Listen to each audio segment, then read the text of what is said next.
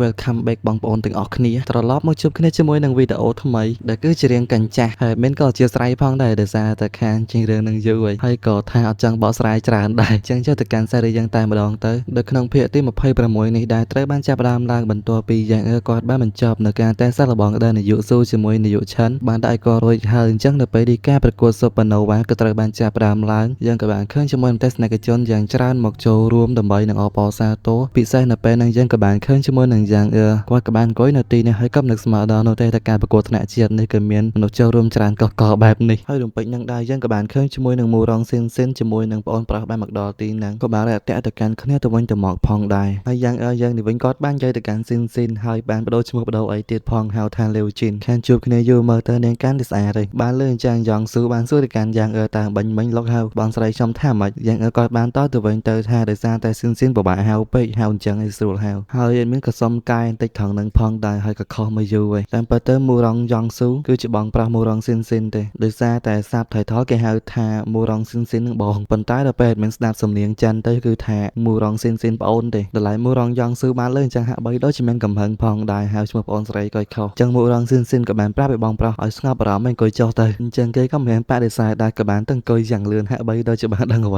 ីមួយចំណែកមូរងស៊ីនស៊ីននេះក៏បានអង្គុយនៅជិតស៊ីនយូយើងហើយស៊ីនយូក៏បានសួរអំពីការហ្វឹកហាត់របស់នាងនៅពេលនេះតើវាយ៉ាងម៉េចហើយនាងក៏បានតបថាថ្មីនេះនាងក៏ទៅបានរីកចម្រើនដោយសារតែសារទី1របស់នាងទៅត្រូវបានកោះហៅនឹងបានទម្លុះទៅដល់ទម្រង់ចាស់ទុំចំណែកសារទី2របស់នាងនេះវិញដែលបានចុះកិច្ចសន្យាគឺជាសត្វដែលមានគុណលក្ខណៈរន្ទះតែឡើយយើងមើលទៅកាន់មូរងយ៉ងស៊ូនេះវិញតែហើយតែបានឃើញប្អូនស្រីជជែកជាមួយនឹងស៊ីនយូយើងមើលទៅហាក់បីដូចជារៀងសភាពរៀបសារក៏បានតែគេមើលទៅហាក់បីដូចជារៀងអាម៉េចទេលុះតិចថាយើងបានហៅឈ្មោះនាងខុសហើយប៉ុន្តែនាងមិនខឹងទៀតស្រ័យទៅកាន់វ័យហាថាមេឃនិងផែនដីពិភពលោកនេះមើលទៅឈួតពេកយេតើនៅពេលនេះបានប្អូនស្រីដែលសានឆ្នះរបស់ខ្ញុំទៅណាបាទហើយអ្នកទាំងពីរបានឃើញចឹងយ៉ាងក៏បានសួរថាតើបងប្រុសនាងមិនយល់តើគាត់លេបថ្នាំខុសមែនលាវជិនក៏បានតបវិញថាកុំបារម្ភពីគាត់គាត់តែប៉ុណ្្នឹងទេហើយអញ្ចឹងយ៉ាងក៏សឹងតែផ្លេចទៅហើយថានរណាគេគឺជាគូប្រជែងរបស់យើងនៅពេលនេះលាវជិនក៏បានតបវិញថាលទ្ធផលនៃការចាប់ឆ្នោតមិនទាន់ដឹងនៅឡើយនោះទេរំពេចនឹងដែរនាយកស៊ូក៏បានដើរចូលមកហើយនឹងបានប្រាប់ទៅកាន់អ្នកទាំងពីរថាលើលទ្ធផលចេញមកហើយនៅថាគូប្រជែងរបស់សាលានេះពួកយើងគឺជាសាលា White Tiger ហើយទោះបីជាយ៉ាងណាក៏ដោយពួកយើងក៏ត្រូវតែឈ្នះរំពេចនឹងដែរយើងក៏បានឃើញជាមួយនឹងចែម្នាក់បានដើរចូលមកទៀតហើយបាននិយាយទៅកាន់នាយកស៊ូមើលទៅនាងហាក់បីដូចជាខឹងម្ល៉េះតែខ្លាចចាញ់មនុស្សមកពីសាលា Tiger ពួកយើងមែនហើយចែនឹងក៏ជានាយកសាលា White Tiger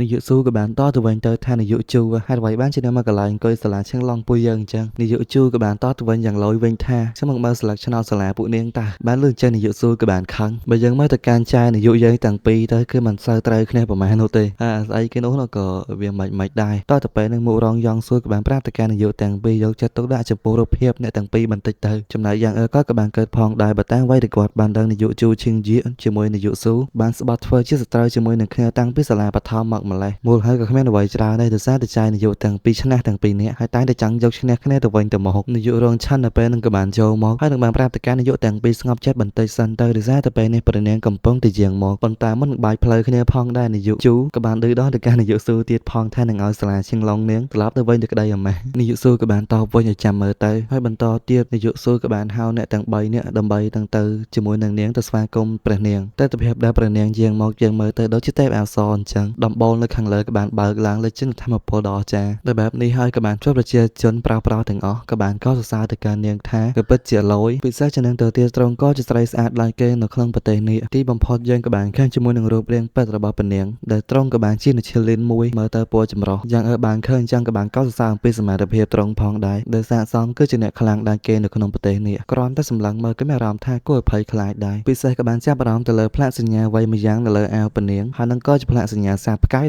11គិតថាកម្លាំងរវាងខ្ញុំជាមួយនឹងព្រះនាងមើលទៅពិតជាមិនអាចថ្លឹងថ្លែងបានទេដូចយើងបានដឹងចឹងថាឡើងពីផ្កាយមួយទៅផ្កាយមួយមិនងាយនោះទេវាដូចជាដំណាក់កាលនៃការហ្វឹកហាត់ឆ្លងពីមួយដំណាក់កាយទៅមួយដំណាក់កាយអីចឹងទៅណាពិសេសជានឹងទៅទៀតស៊ីនយូនៅពេលនឹងគាត់បានប្រើប្រាស់កែវភ្នែកអតិទេបិសាចដើម្បីនឹងពិនិត្យមើលប៉ុន្តែមិនអាចដឹងអំពីព័ត៌មានរបស់ឈីលីននឹងបានឡើយហើយព្រះនាងក៏ត្រូវបានគេដាក់រហស្សនាមថាគឺជាអតិរេសាទផងដែរណាយ៉ាងនេះវិញក៏បានសួរទៅកាន់តាឡោតែនឹងអាចរៃផុតពីកម្ដាប់ដៃអតិរេស្រីនេះបានដោយរបៀបណាទៅបើសិនជាប្រែមកជាគេវិញប្រហែលជាស្លាប់មុននឹង800ដងឯងប៉ុន្តែតាឡោមើលទៅនឹងហាក់បីដូចជាមិនចង់ឆ្លើយនោះទេក៏នៅតែប្រាប់ទៅកាន់យ៉ាងផងដែរថាកុំឲ្យនាងបានដឹងឲ្យសោះណាព្រោះអីថាឈីលីននឹងមិនមែនជាសារតែមួយកតរបស់នាងទេនៅមានសារសាហាវជាងនឹងច្រើនទៀតចំណែកអតិរេស្រីនេះគឺជាម្នាងគេមានឈ្មោះថាសាងគន់ឡាងគ្រាន់តែអង្គុយចុះក៏បានបញ្ចេញចំហាយអ្នកចេញមកយ៉ាងបានឃើញ ចឹងបើផ្នែកធំដោយសារតែនេះគឺជាធម៌ពលអ្នកដែលបរិសុទ្ធអញ្ចឹងក៏បានឆ្ងល់ទៀតហើយបានសួរទៅកាន់តាលាថាក្រែងថាអ្នកពិតត្រូវបានបាខុសរយៈពេលរាប់ពាន់ឆ្នាំហើយមែនតាលានាងក៏បានតបថាមិនដឹងទេចឹងគាត់បានគិតបន្ថែមទៀតថាបើតាមកំណត់ត្រាវិញមានតែសត្វយូនីខនពិតមយូរ៉ាពិតហើយនឹងអ្នកពិតប៉ុណ្ណោះទេដែលមានឈាមគុណលក្ខណៈនៃការបង្កើតគាត់ថាបើសិនជាពូជអ្នកពិតមិនត្រូវបានបាត់បង់នោះទេប្រកបជាការប្រយុទ្ធជាមួយនឹងអ្នកពិតវាមិនសាមញ្ញឡើយចឹងយើងគាត់បានគិតថាប្រហែលជាអ្វីដែលអត្រេកស្រីនឹងមានគឺជាកំណត់ទ្របទាំង3នៃតកូលនេះមិនចាំយូរទេពនាងក៏បានប្រកាសអំពីការប្រកួតត្រូវបានចាប់ផ្ដើមឡើងនាយកសួរក៏បានប្រាប់ទៅកាន់យ៉ាង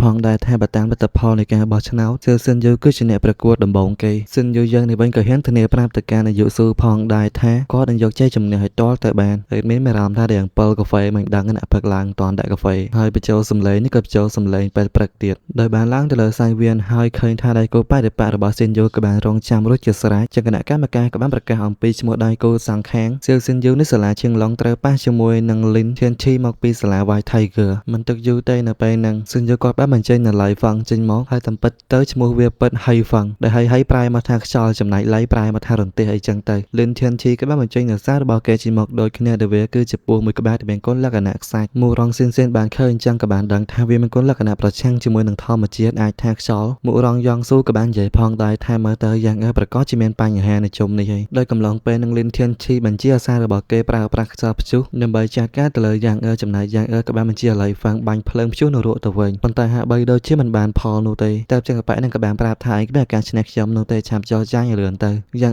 ក៏បានតវិញការប្រកួតទៅចាប់ផ្ដើមហើយដើម្បីចាំបាច់សន្និដ្ឋានបដិបដាធ្វើអ្វីទៅហើយខ្ញុំក៏នៅមានសញ្ញាទី2ទៀតបន្តមកមើលច្បាស់ទៅដោយបានឃើញថានៅពេលនឹងហៃហ្វាំងបានបាញ់ភ្លើងព្យុះនៅរកឡើងទៅខាងលើយ៉ាងខ្ពស់មករងស៊ិនបានឃើញចឹងក៏បានឆ្ងល់ថាតើនៅពេលនេះយ៉ាងកំពុងព្យាយាមដើម្បីរំលាយខ្សាច់មែនប៉ុន្តែបើយើងទៅតាមសីតុណ្ហភាពដែលភ្លើងដែលហៃហ្វាំងមិនចេញមកគឺមិនគ្រប់គ្រាន់នោះទេហើយតាមពិតទៅមិនមែនមករងស៊ិនអ្នកវិនិច្ឆ័យទេគឺជាជំនួយការរបស់ពនាងសាងគន់ឡានពនាងសាងគន់ឡានក៏បានតទៅកាន់ជំនួយការរបស់ត្រង់វិញថាប៉ុន្តែនេះមិនគិតអញ្ចឹងនោះទេជំនួយការត្រង់ហើយតែអញ្ចឹងក៏ចង់ដឹងថាត្រង់បានគិតយ៉ាងម៉េចទៅត្រង់ក៏បានតបថាគេកំពុងតែព្យាយាមប្រើប្រាស់អណ្ដាតភ្លើងប្រមូលផ្ដុំពពួកដើម្បីបង្កើតភ្លៀងយាយមិនតាន់ចោលផងភ្លៀងក៏បានធ្លាក់ចុះមកហើយតែអញ្ចឹងលឿនធានឈីក៏បានបញ្ជាពោះរបស់គេចូលទៅចាត់ការលឿនទៅបញ្ឈប់គាត់ស៊ិនយូក៏បានតបវិញឲ្យហួសពេលហើយបានឃើញថាទោះបីជាគេនៅពេលនេះខំប្រឹងដើម្បីនឹងបញ្ចេញដីយ៉ាងណាក៏ដោយប៉ុន្តែมันបានផលឡើយលទ្ធផលក៏ត្រូវបានស៊ិនយូឲ្យឡៃហ្វាំងបញ្ចេញនៅភ្លើងផ្កាឈូកមកដំដៅទៅកាន់អប៉ែហ្នឹងបន្ទោសយ៉ាងយ៉ាងធ្វើឲ្យពោះខ្សាច់របស់អប៉ែហ្នឹងក៏ត្រូវបានងាប់ហើយពិសេសគេហុយផ្សាយតែមាត់ក៏មានន័យថាជុំនៃសៀវស៊ិនយូគឺជាអ្នកឈ្នះដែលបែបនេះហើយសូម្បីតែពនាងសាងកនឡាននេះវិញក៏បានគិតក្នុងចិត្តផងដែរថាក្មេងម្នាក់នេះមានកាយវិការរហ័សរហួនជាមួយនឹងពោះក្បាលល្អជំនួយការរបស់ត្រង់ក៏បានមកពីក្រោយហើយនឹងបានផលិតទៅមើលប្រវត្តិរូបរបស់សៀវស៊ិនយូរួចហើយมันមានបញ្ហាអ្វីនោះទេ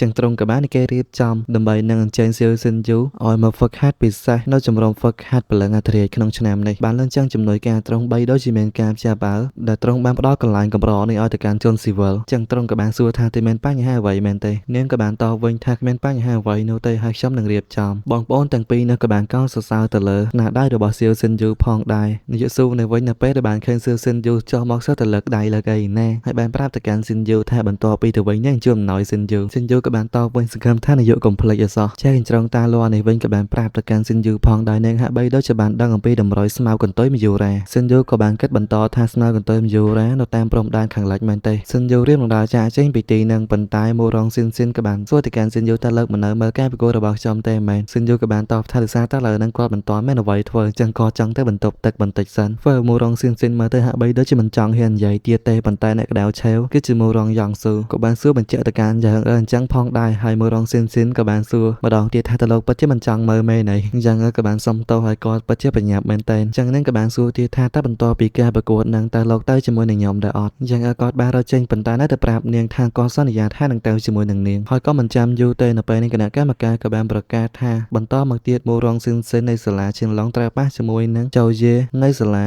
ាបៃហៅអញ្ចឹងនាងក៏សូមបញ្ចប់ភាគនេះត្រឹមតែប៉ុណ្្នឹងសិនហើយក៏ជាភាគ2ភាគបញ្ចូលគ្នា26 27បាយបាយជួបគ្នាវីដេអូក្រោយ